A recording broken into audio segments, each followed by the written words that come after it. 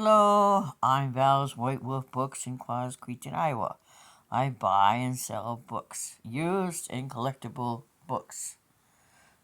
It reminds me I have a Harry Potter that has to come inside from my car. Get it tomorrow when I get the cat food. So, Ruthie is a fox. Book is by Lori Rankin.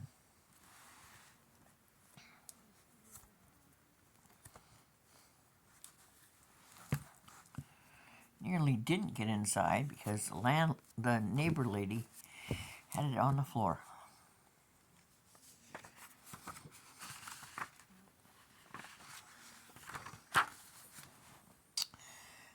For all of the wonderful teachers who help our children through their not so teeny tiny troubles. It's a library book, or was. Could be in your library. Ruthie loved tiny things. The tinier, the better.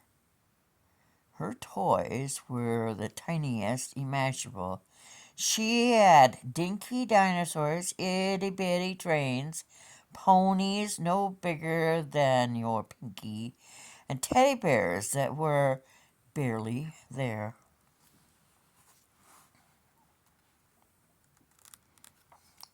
So cute.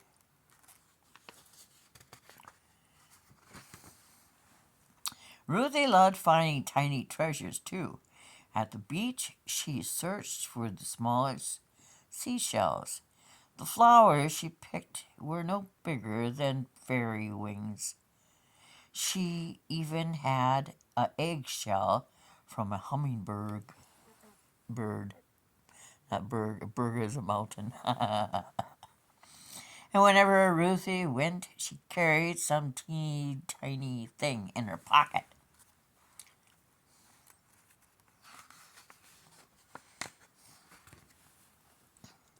One day at school recess, after jumping rope and swings, Ruthie took in a turn on the twirly bar. I don't know what a twirly bar is. When she landed, she saw something in the grass. It was a little box with teensy window and an even tinier button on top. She couldn't believe her luck. It was the tiniest tiny camera. Teeny tiny camera. Ruthie looked through the teeny window. Then she pressed the button on top to take a picture. Click! Just like a real camera. This was absolutely the best thing Ruthie had ever found, and it was hers. Click, click. She tried it out every which way. Say cheese, little bug. Click. Say cheese, school. Click. Say cheese, Martin. Click. But Martin didn't say cheese. Martin said, "Hey, that's my camera."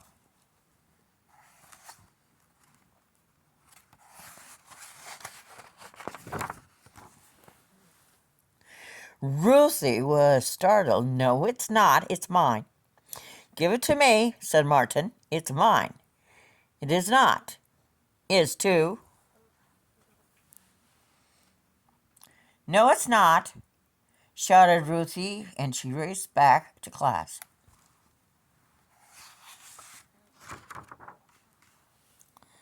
"What's going on?" asked Mrs. Olson.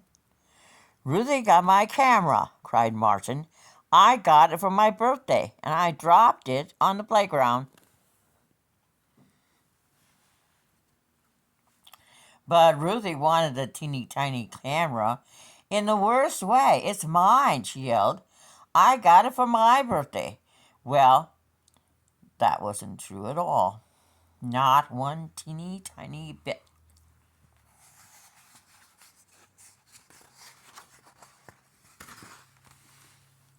Mrs. Olson looked at Martin.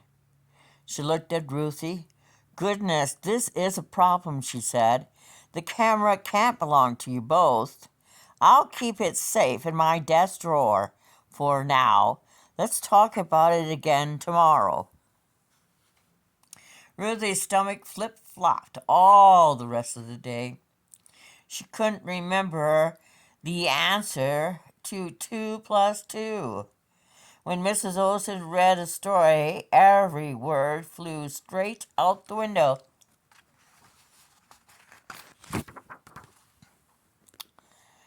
The bus ride home took forever. Hi, Ruthie, said Mama. How was school?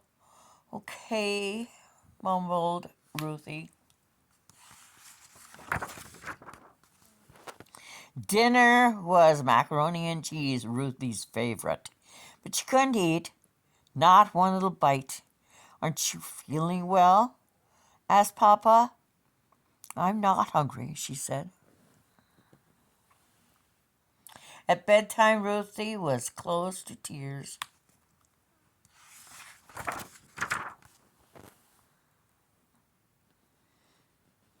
She doesn't look happy. What's the matter? Asked Mama. So Ruthie told Mama and Papa the whole story. What do you think went wrong? Asked Papa. I said it was my camera, said Ruthie. But it's not. It's going to be okay, said Papa. You made a mistake, and tomorrow you can fix it.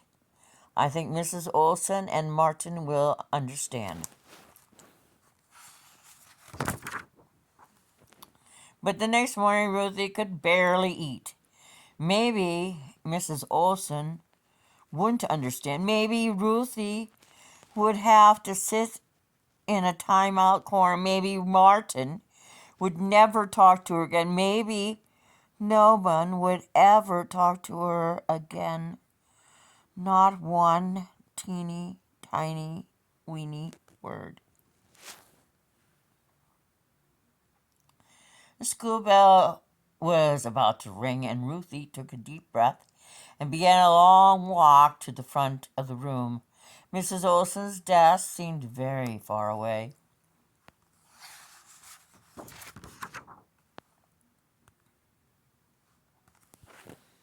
Aww. Poor sweetheart.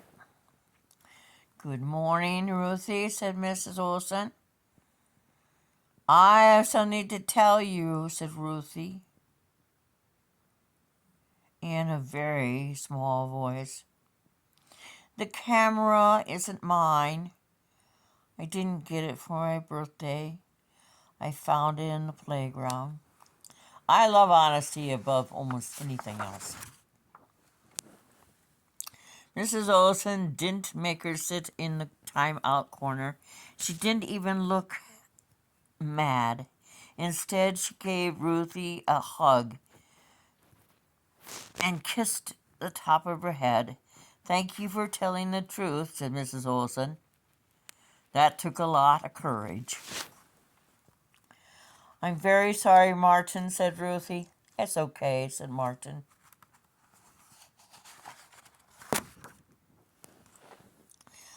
All at once, Ruthie's stomach stopped flip-flopping. She even skipped a little on the way back to her desk. She got the right answer to 3 plus 7 in math. At lunch, Mrs. Olson read the funniest story, and Ruthie had ever heard.